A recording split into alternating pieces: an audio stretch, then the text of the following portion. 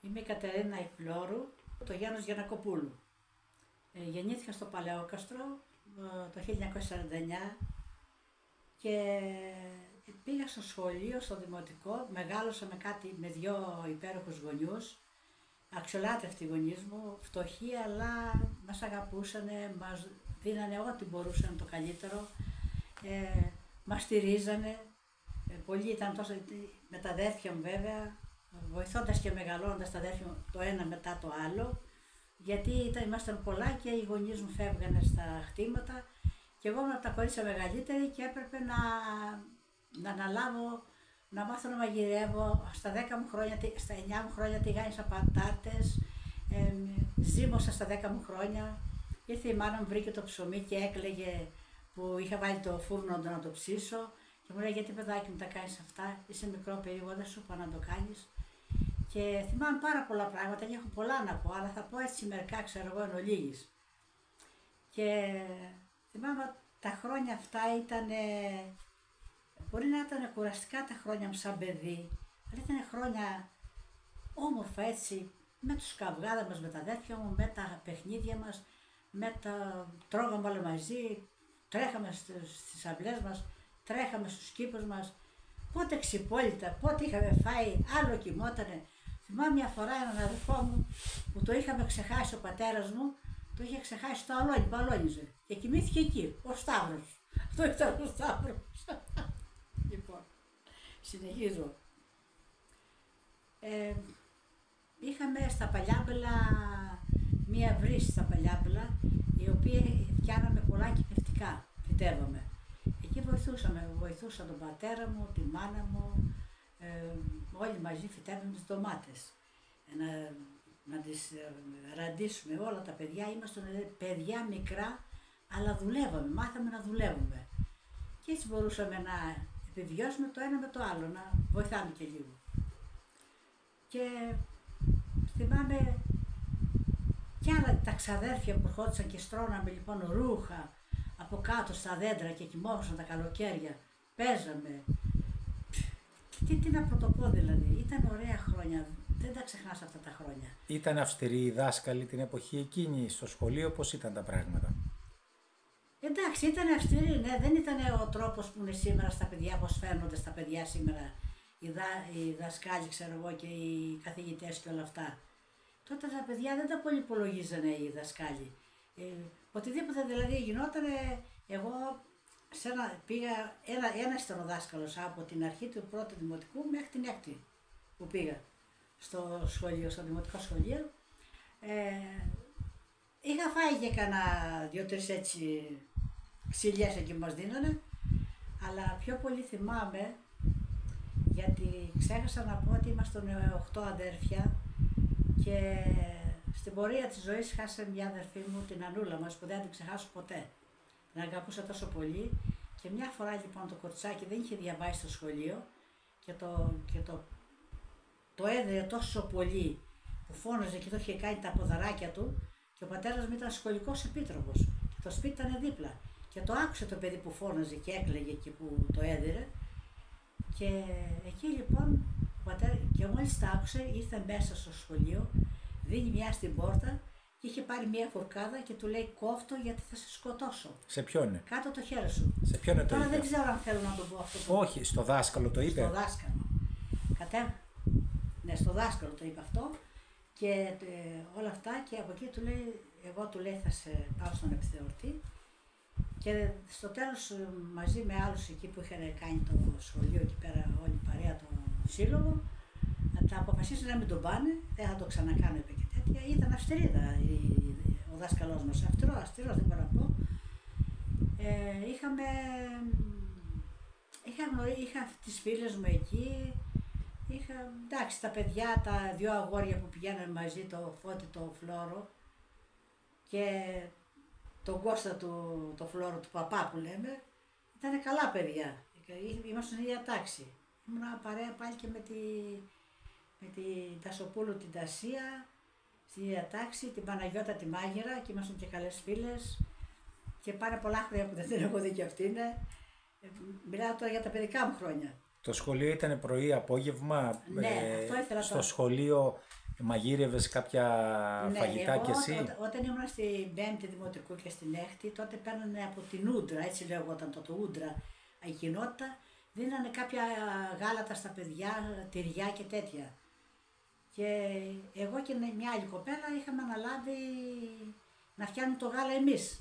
Δεν γινόταν, ποιος να το φτιάχνει το γάλα. Και εγώ τα παιδιά έρχονταν το πρωί όλα με μια κούπα μεγάλη, ξέρω εγώ, με χεράκι, εκείνα τα χρόνια που είχαν. Και είχαμε φτιάξει το γάλα. Εμείς έπρεπε να φρίσει το γάλα, μικρά παιδιά με 10 χρονών. Το έβγαζα πια από εκεί και έρχονταν με τη σειρά τα παιδάκια όλα, σαν συσίτιο. Και τους έβαζα όλους μέσα με την.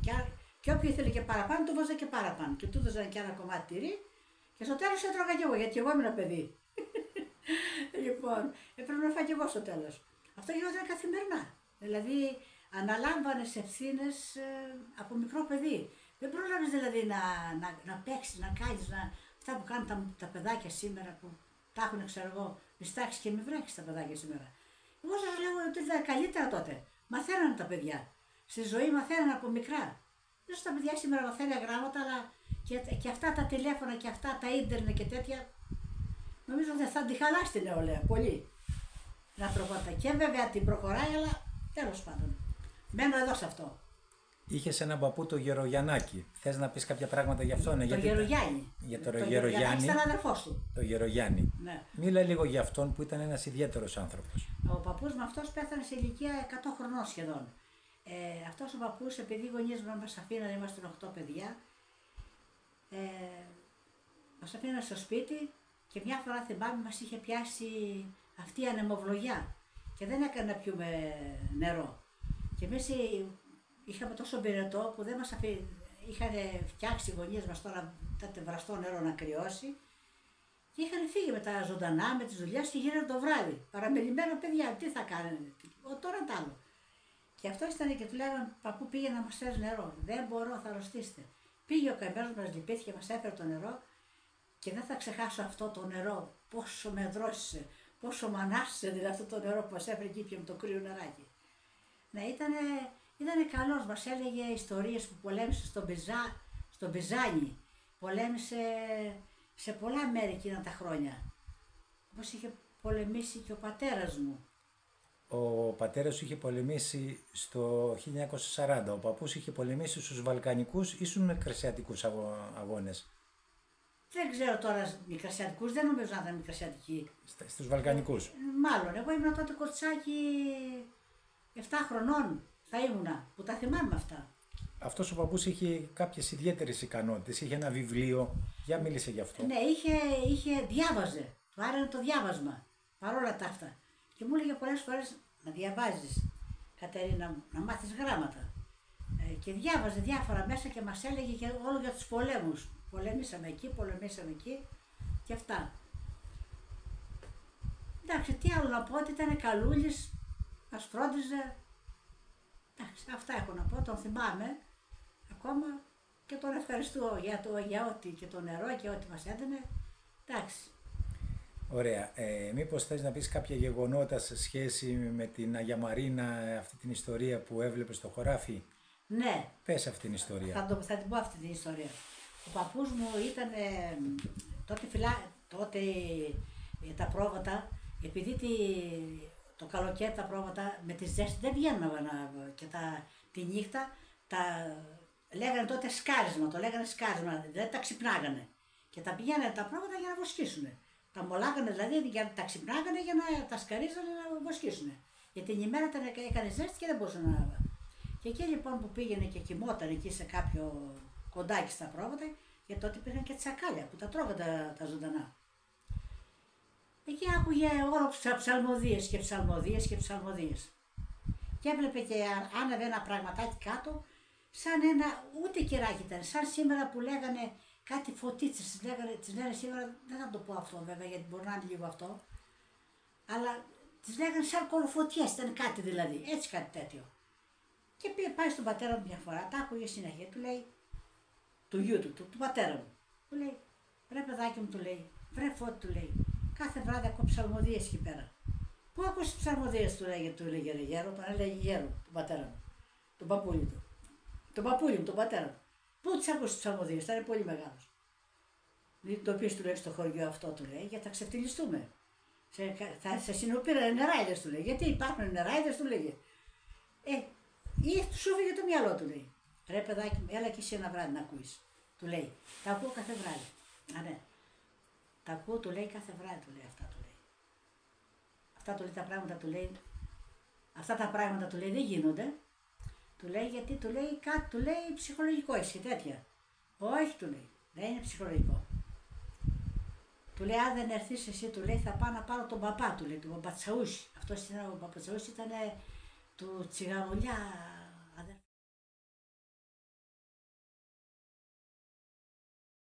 Λοιπόν, πήγε, βρήκε αυτόν τον παπά και του είπε ότι επειδή δεν με πιστεύει ο γιος μου, θέλω να έρθεις να ακούσεις, του λέει, αυτές τις ψαλμοδίες. Του λέει, να έρθω, του λέει, Μπαρμπαγιάννη, του λέει, αλλά τι ψαλμοδίες είναι αυτές, θα τις ακούεις, του είπε. Πριν όμως έρθει ο παπάς, πάει πια ο πατέρας μου από τα πολλά πια που του είπε για να δει και αυτός, αν είναι αλήθεια. Αυτό γινόταν μετά τις 12 η ώρα, πάντα. Και έβλεπε και το πραγματάκι που άναβε. Τα άκουσε λοιπόν αυτά ο πατέρας μου και του λέει, σαν πως έχεις δίκιο, ρε γέρο, τι είναι αυτές τις ψαλμοδίες. Πήγε πιο πέρα, πάει κατά το ποτάμι, δόθηκε και τίποτα. Σαν πως έχεις δίκιο. Τότε καλέσανε, λέει, τον παπά αυτόν, πήγανε εκεί κάτω και πιάσανε, λέει, και σκάψανε σε αυτό το μέρος. Και δεν ξέρω, στα 5 μέτρα, στα 7 μέτρα βρήκανε την εικόνα σπασμένη της Αγία Μαρίνας. Το λέγανε η Μαρίνη κάτω όνομα, από χρόνια. Τώρα ήταν εκκλησούρα και ήθελε να φτιαχτεί αυτό, δεν ξέρω. Όμως αυτό το πράγμα ξεκίνησε από τον παππούλη μου και εγώ ήταν Γιάννης Γιαννακόπουλος. Ο παππούλης μου. Ωραία. Μιλήσαμε για τα χρόνια τα παιδικά σου. Έχεις να πεις κάτι άλλο για την παιδική σου και εφηβική σου ζωή, Ναι. κάτι που σου έκανε εντύπωση για να περάσουμε στην πιο σύγχρονη ζωή σου. Ναι. Θυμάμαι ότι αυτή η κουραστική ζωή πήγαινα, ξέρω εγώ, με τα προβατάκια, ακόμα και να τυροκομίσω, ακόμα δεν είχα βγάλει το δημοτικό σχολείο, να φτιάξω τη μιτζήθρα, το γάλα, ήμουν η πρώτη από τα κορίτσια. Έπρεπε να κοιτάξω τα πάντα, δηλαδή, αφού η μάνα με έλειπε όλη μέρα από το σπίτι και αυτά, ήταν κουραστική η ζωή μου τα παιδικά μου χρόνια. Ήταν κουραστικά δηλαδή. Εντάξει, που και που, ας πούμε, την ξέχναγα, αλλά μετά σαν παιδί δεν προλάβαινα να πάω να παίξω. Σαν τα άλλα παιδιά, ξέρω εγώ, που αυτό είναι, έπρεπε να πάω να κάνω αυτό. Έπρεπε, ξέρω εγώ, να κοιτάξω τον Δημήτρη, τον αδερφό μου, ήταν μικρό το παιδάκι αυτό. Το άφηνε η μάνα μου και εγώ θυμάμαι τότε ήταν μικρούλι και το έτρεβα ρύζι πάνω στο τραπέζι και άρμαγα και τη γίδα και το έφτιανα το ριζόγαλο που λέμε. Και το τάιζα. Και αυτό το παιδάκι μεγάλωσε και ακόμα όταν παντρεύτηκα έφυγε και στο κοντά μου. Ήρθε μαζί μου. Μέχρι που γέννησα το πρώτο μου παιδί, το γιο μου, το Βασίλη. Ναι. Είσαι ευχαριστημένη από τη ζωή σου γενικά ή ήθελες να δημιουργήσεις και άλλα πράγματα? Εντάξει, στα παιδικά μου χρόνια είχα καλούς γονείς, εντάξει, δεν με δίρανε σαν άλλα παιδιά και τέτοια, αλλά κουραστικά τα χρόνια μου ήταν σαν παιδάκι, ήταν κουραστικά τα χρόνια μου. Αλλά ήταν όμως, ήταν οι γονείς που μας δίνανε, θυμάμαι τη μάνα μας τραγούδαγε έξω και έχω κρατήσει κάποια τραγούδια. Και τα λέω και σήμερα εδώ στον άντρα μου παίζει κλαρίνο και είναι ωραία τα τραγούδια και τα έχω στο μυαλό μου ακόμα και τα θυμάμαι. Θες να πεις ένα τραγούδι? Ναι, θυμάμαι τότε, μας έλεγε ένα τραγούδι έλεγε ένα τραγούδι, το Δήμο, ένα τραγούδι που έλεγε, πώς αυτό το τραγούδι το λένε, δεν πειράζει, θες να πεις ένα άλλο τραγούδι που εσύ θυμάσαι? Ένα τραγούδι έτσι, 2 στίχους να πεις. Θυμάμαι πολλά τραγούδια, μου αρέσει το τραγούδι «Βγήκα ψηλά στα διάσωλα». Θες να πεις 2 στίχους? Να πω λίγο. Πάμε. Ωραία, βγήκα ψηλά στα διάσελα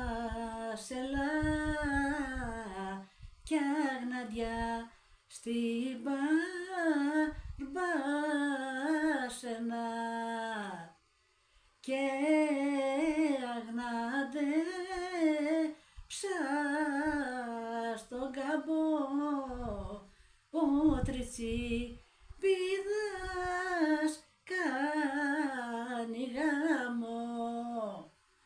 Ωρι Μαριώρι λέει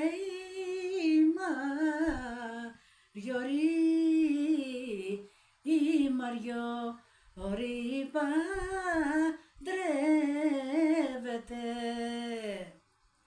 η Μαριώρι παντρεύεται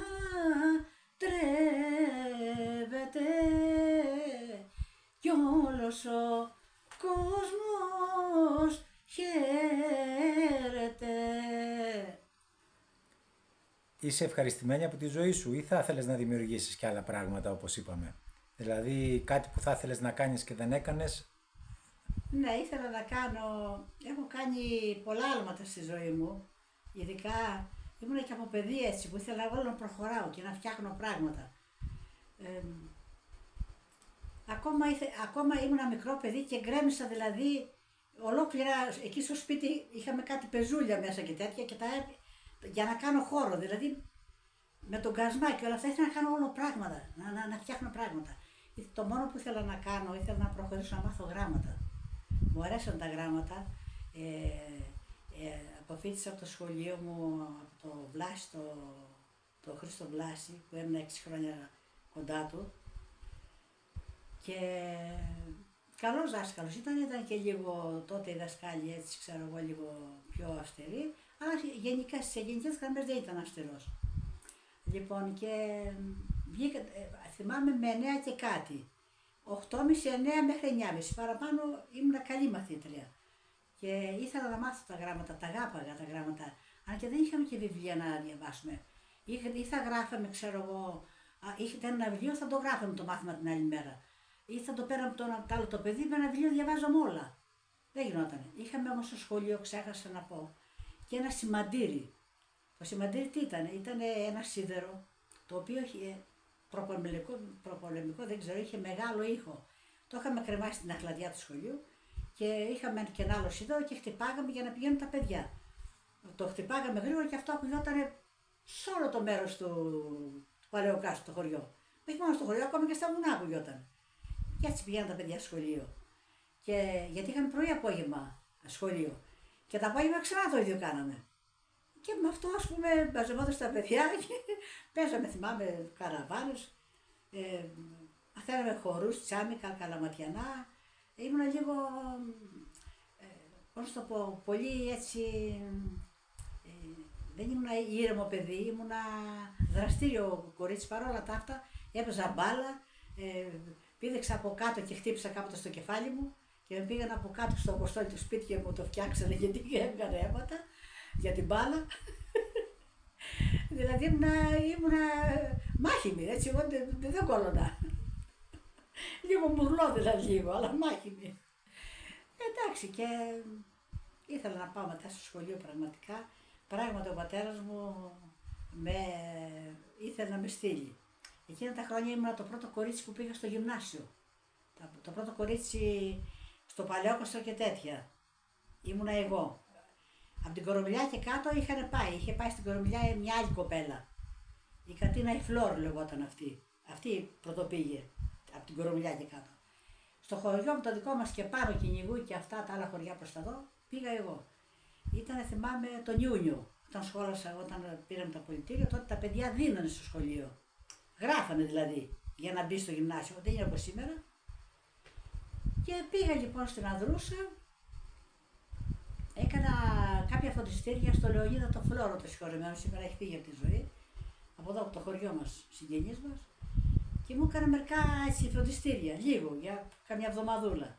Μαθηματικά δεν ήμουν καλή, στα άλλα ήμουν καλή. Πράγματι πήγα, έγραψα μέσα, με καλέσανε το όνομά μου και τέτοια, και στα μαθηματικά κόλλωσα λίγο. Μου έκανε φροντιστηρία αυτός ο Φλόρος ο Λεωνίδας, μια εβδομαδούλα, και αυτό ήταν όλο.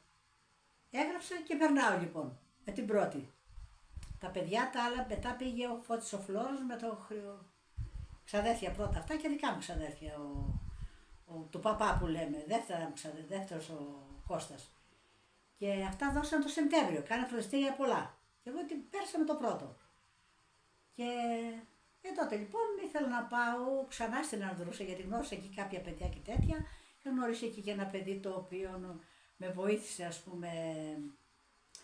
Ήταν ένας πολύ καλός μαθητής, άριστος μαθητής. Και το θυμάμαι ακόμα αυτό, τα παιδικά μου χρόνια, λέγονταν Καλικούρτης λεγόταν, δεν θυμάμαι το μικρό του, ο Διονύσης. Και μου λέει θα γράψεις, όταν βγήκα έξω μου λέει έλα Κατερίνα να πούμε τώρα, παιδάκια, 12 χρονών ήμασταν, να δω τι έγραψες. Του είπα λοιπόν και μου λέει θα περάσεις. Δεν πρόκειται του λέω να περάσει γιατί δεν έγραψα καλά μαθηματικά. Θα περάσεις. Μου είπε αυτός πέρασε πρώτος, γιατί ναι. Και πράγματι πέρασε στο γυμνάσιο και τότε λοιπόν τα πράγματα αλλάξανε. Πήγαμε στη Μεσίνη να μάθουμε γράμματα, ο πατέρας μου άλλαξε, ήθελε να φύγει από το χωριό, δεν μπορούσε και αυτός να καταφέρει κάποια πράγματα, να πάει πιο κάτω, γιατί εδώ δεν έβρισκε και τα πρόβατα θα έπαιρνε μαζί του κάτω και θα έκανε τυροκομιά και ξέρω εγώ για να τραβήξει τα παιδιά του πιο κάτω από τα χωριά αυτά που ήταν ορεινά. Και εκεί λοιπόν πήγαμε με τότε εκεί πέρα, με τον Γιάννη, έβγαλε την πρώτη τάξη, πήγα στη δεύτερη τάξη, μετά δυσκολεύσαν τα πράγματα. Η μάνα μου είχε κάποιο παιδί τότε γεννήσει πίσω, δεν τα έβγανε πέρα ο πατέρας μου, δεν πήραμε ενίκιο ας πούμε, από κάτω σε ένα υπογιάκι μέναμε, πάνω ήταν ένα άλλο ζευγάρι. Έμενες με ποιον Γιάννη, πες από την αρχή. Με τον αδερφό μου, τον Γιάννη τον Γιαννακόπουλο έμενα, που είναι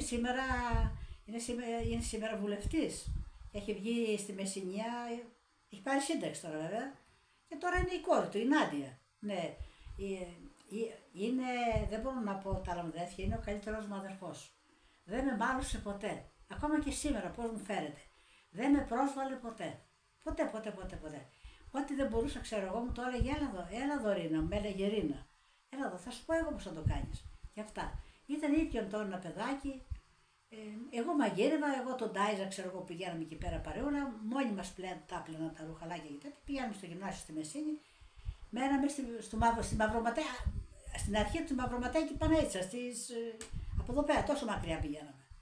Δεν είχε μετά την δεύτερη ο πατέρας να συνεχίσει να πάει εκεί. Ο Γιάννης πήγε με ένα άλλο παιδί, ο Γιαννακόπουλος, που έγινε αυτός ο βουλευτής της Μεσσηνίας, και πήγε με άλλο ένα παιδάκι και έκατσε παρέα και πληρώνα το ενίκιο μισό. Και εμένα ο πατέρας μου πια με έφερε στο χωριό. Αλλά στενοχωρήθηκε πάρα πολύ, του είπανε όλοι και ο Λεωνίδας, ο Φλόρος του είπε, γιατί το κορίτσι, από αυτό το έκοψε από τα γράμματα, και του είπε δεν βγαίνω να προχωρήσω. Του λέει. Τότε τα αγόρια προηγούνται από τα κορίτσια. Εντάξει, ήταν έτσι τα πράγματα τότε. Αυτό ήθελα να κάνω στη ζωή μου, να μάθω γράμματα ήθελα. Ήθελα να μάθω γράμματα. Δεν ξέρω το γιατί, το είχα μέσα μου. Και τα παιδιά μου που γέννησα, 4 παιδάκια να είναι καλά, όλα πήραν πτυχίο στα χέρια τους, όλα. Και προχωρήσανε λοιπόν και τα παιδιά τα έψησαν, δηλαδή σαν μάνα, οι μανάδες δεν κάνουν έτσι.